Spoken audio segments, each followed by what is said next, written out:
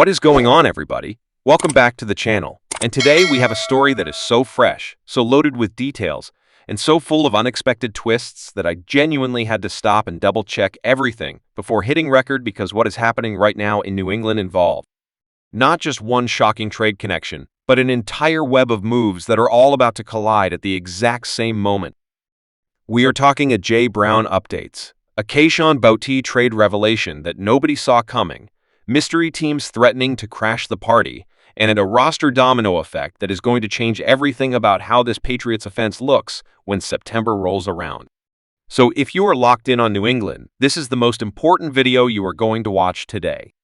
Let's get into every single piece of this right now.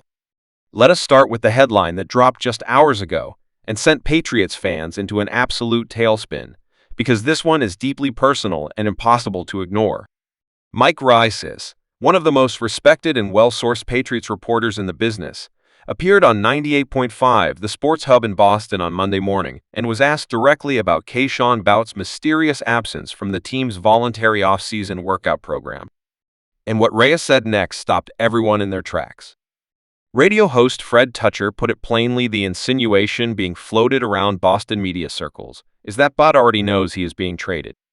That because of a Jay Brown's expected arrival in New England, there is a redundancy at wide receiver, and Boutte is not showing up to voluntary workouts because he is fully aware his time in Foxborough is coming to an end. Reyes did not deny it. He did not push back on it. He addressed it in a way that made it abundantly clear this is not just fan speculation. This is a real possibility being discussed within league circles right now. And when you think about what Boutte means as a trade chip, this suddenly becomes a very interesting piece of the puzzle. Boutte is a former first-round talent who showed genuine flashes as a deep ball threat for Drake May last season, and he has 1 year remaining on his rookie deal, making him an affordable, controllable asset for any team that wants to add a young receiver with upside. The Patriots could potentially include Boutte as part of the compensation package in the A.J. Brown deal itself, using him to reduce the draft pick cost and give the Eagles a young receiver they can develop as part of their post-Brown era at the position. Now, let us talk about the A.J. Brown situation as it stands today, because there has been a genuinely troubling new development that every Patriots fan needs to hear about right now, and it comes from Philadelphia insider Jeff Kerr of Sports Illustrated. Kerr published a piece this week identifying specific mystery teams that could realistically emerge and challenge New England for Brown's services before the June 1 window opens. For months, the Patriots have been sitting comfortably as the clear frontrunner in this race, and the assumption across the entire league has been that this deal is essentially already agreed upon in principle, with nothing but the calendar standing in the way. But Kerr's reporting introduces genuine uncertainty into what felt like a settled situation, and the names of the potential competing teams make this a lot more complicated than it looked even a week ago. The Las Vegas Raiders are one team being floated as a potential dark horse candidate. The Los Angeles Rams, who are perpetually aggressive in the trade market and have shown a willingness to give up premium draft capital for established stars, represent another legitimate threat. And the Baltimore Ravens, who have the cap space, the offensive infrastructure, and the championship-level ambition to justify a blockbuster move, have been mentioned as a team that could theoretically make a run at Brown if their front office decides the upgrade at receiver is worth the investment. None of these teams have made a formal offer. None of them have been reported as having active discussions with Philadelphia. But the fact that Kerr, a writer embedded with the Eagles organization, is publicly naming them as threats tells you that the Browns and their representatives are aware of options, and that the Philadelphia front office may be quietly encouraging competition to drive up the asking price from New England.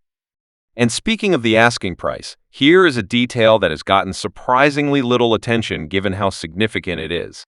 Multiple reports over the past week have indicated that the Patriots are expected to send a 2028 first-round draft pick to Philadelphia as the centerpiece of this deal. But the latest chatter out of league sources suggests that New England could potentially receive a Day 2 pick back as part of the overall package structure, meaning the Eagles might include a second or third round pick flowing back to New England to help offset some of the cost.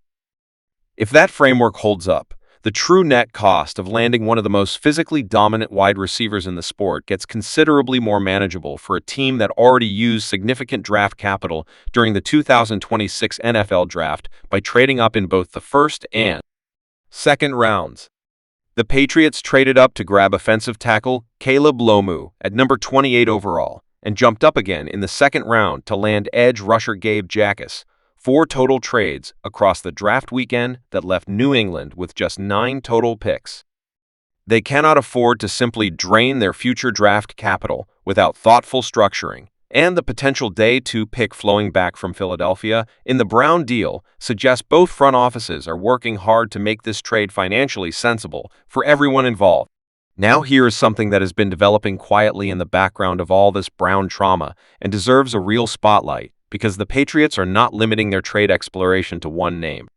Brian Thomas Jr. of the Jacksonville Jaguars remains very much in the conversation as a legitimate alternative target that the New England front office is monitoring closely.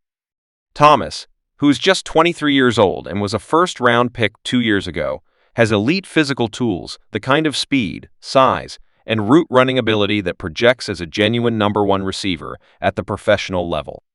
His second year in Jacksonville was disappointing relative to the enormous expectations that followed his rookie campaign, and there are credible reports suggesting the Jaguars, who are in the middle of a roster rebuild, could be willing to move him for the right price. ESPN's Bill Barnwell floated a trade framework involving the Buffalo Bills sending wide receiver Keon Coleman and a 2026 first-round pick to Jacksonville in exchange for Thomas and a 5th-round selection. If that is the kind of compensation the Jaguars are seeking, the Patriots would likely have to construct something similar, a first-round pick and a young player going to Jacksonville, which represents a substantial investment, but also lands New England, a receiver 4 years younger than A.J. Brown, with his entire prime still ahead of him. The domino effect of all of this is genuinely fascinating when you map it out. If Brown arrives, Butke gets traded, and the receiver room reshapes itself around Brown, Romeo Doubs, and whatever young talent survives the roster transition. If Brown falls through and the mystery teams steal him away, the Patriots pivot hard to Brian Thomas Jr. and potentially accelerate conversations with Jacksonville. Either way, the wide receiver position that Drake May relies on is going to look dramatically different by the time training camp opens in late July, and every single move between now and then is pointing toward giving the second-year quarterback a genuine weapon on the outside that changes how opposing defenses have to game plan for New England. The next 2 weeks before June 1 are going to be the most consequential stretch of the entire Patriots offseason, and the ripple effects of whatever gets decided in those conversations between Foxborough and Philadelphia and possibly Las Vegas, Los Angeles, or Baltimore are going to be felt for years.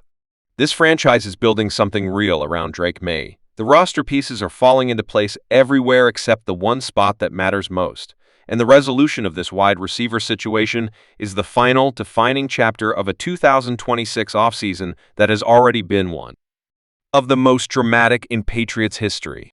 You do not want to be caught off guard when this thing goes official, so make sure you are subscribed to this channel right now with your notifications fully turned on, because the moment this trade drops, I will have the complete breakdown ready for you immediately. Drop a comment below and tell me, are you still fully confident New England lands A.J. Brown, or are these mystery teams starting to make you nervous? Let me hear it. Like this video if it brought you every angle of this story, share it with your Patriots family, and I will see you in the very next one. Let's go New England!